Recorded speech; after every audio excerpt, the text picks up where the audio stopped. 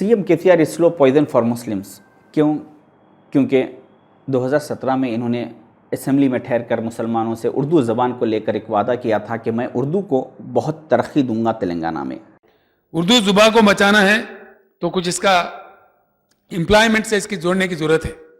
उर्दू पढ़ने से हमको नौकरी नहीं मिलता, ये भावना लोगों में से चले जाए, तभी उर्दू को हम बचा पाएंगे। हर मिनिस्टर के साथ एक उर्दू एम्प्लॉय होंगे, डीजीपी साहब के दफ्तर में भी एक उर्दू ऑफिसर होंगे और सिटी पुलिस कमिश्नर के दफ्तर में भी एक उर्दू ऑफिसर होंगे।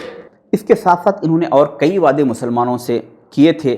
उसकी वजह ये थी कि 2018 में इनको इलेक्शन जीतना था और वहाँ पर इनको मुसलमानों के वोटों की सख्त ज़रूरत थी और इन्होंने 2018 में वो वोट हासिल किए और कामयाबी हासिल की। 2018 के बाद इन्होंने उर्दू को कितना बड़ा नुकसान पहुँचाया, आप उसका इस बात से अंदाज़ा कीजिए। उस्मानिया यूनिवर्सिटी, जो कि हिंदुस्तान की नहीं बल्कि दुनिया की एक मशहूर यूनिवर्सिटी है, जिसको 1918 में मीर उस्मान अली बादशाह ने क़ायम किया था और उसका एक लोगो बनवाया था। उस लोगो पर इंग्लिश, उर्दू और अरबी में तहरीर था। 2020 में जब सारी दुनिया, सारा हिंदुस्तान और तेलंगाना जब कोरोना की वबा में परेशान था, उस वक्त अंदरूनी तरीक़े से किसी को कानो कान ख़बर ना हो, उस अंदाज़ में 16 अक्टूबर 2020 को सीएम केसीआर साहब ने उस्मानिया यूनिवर्सिटी के लोगो को चेंज कर दिया और उस पे से हमेशा हमेशा के लिए उर्दू और अरबी को ख़त्म कर दिया। इन्होंने उर्दू को क्यों लोगो पर से निकाला? आप उस्मानिया यूनिवर्सिटी की विकिपीडिया चेक कीजिए। इस यूनिवर्सिटी में अभी तक 80 से ज़्यादा ममालिक से स्टूडेंट्स आके तालीम हासिल कर गए और आज भी कई मुल्कों के बच्चे यहाँ पे तालीम हासिल कर रहे हैं।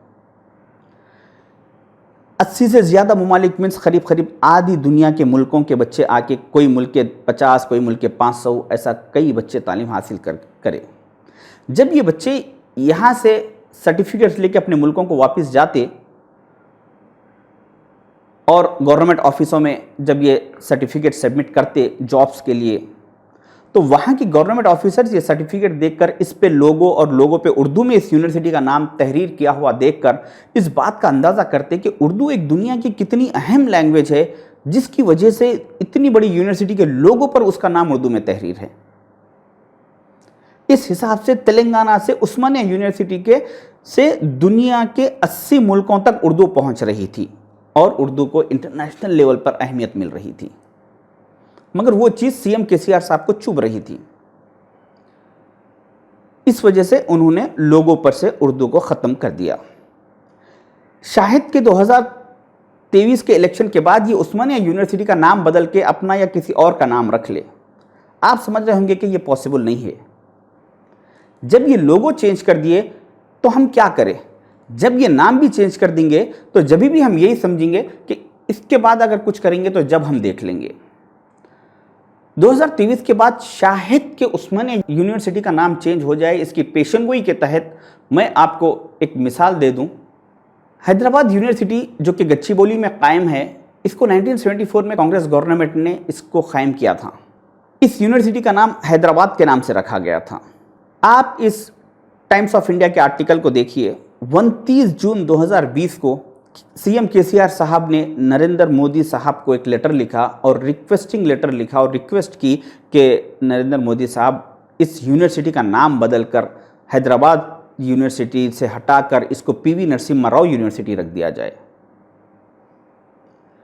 और उनका लेटर वहाँ पे एक्सेप्ट हो गया और ये काम हो गया।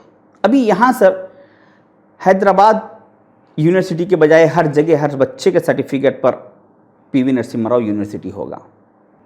योगी आदित्यनाथ मशहूर है मुस्लिम नामों को चेंज करके कुछ और नाम रखने पर। योगी आदित्यनाथ ने कई रोडों के और कई डिस्ट्रिक्टों के नाम चेंज कर दिए, मगर अभी तक उन्होंने कोई किसी भी तालीमी इदारे से या किसी यूनिवर्सिटी से मुसलमान के नाम को चेंज करने की जरूरत नहीं की। सीएम केसीआर साहब उनसे 4 कदम आगे निकले। सीएम केसीआर साहब पहले तालीमी दुनिया से मुसलमानों को ख़त्म करना चाह रहे हैं और तालीमी इदारों से मुसलमानों के नामों को हटाना चाह रहे हैं। योगी आदित्यनाथ हमेशा से फ़िरका परस्ती की बात किए और मुसलमानों से दुश्मनी जाहिर किए। केसीआर साहब हमेशा सेकुलरिज्म की बात करें और मुसलमानों से मोहब्बत की बात करें। योगी आदित्यनाथ हमसे सामने से मुकाबले के लिए आ रहे हैं, हम इनका मुकाबला करना आसान है। केसीआर साहब सेकुलरिज्म का चोला ओढ़ के हमारे पीछे से आ रहे हैं, हम इनका मुकाबला करना बहुत मुश्किल है। अब इसके बाद आप डिसाइड कीजिए कि 2023 में ये हमारे 23 के बाद कितने मुसलमानों के लिए फ़ायदेमंद है और कितने नुकसानदेह है। ये मेरा पार्ट 2 है। इसके साथ साथ मैं और मेरे 98 पार्ट आपके सामने रखूंगा और सीएम साहब का असली चेहरा आपके सामने लेकर आऊँगा। अल्लाह हाफिज़।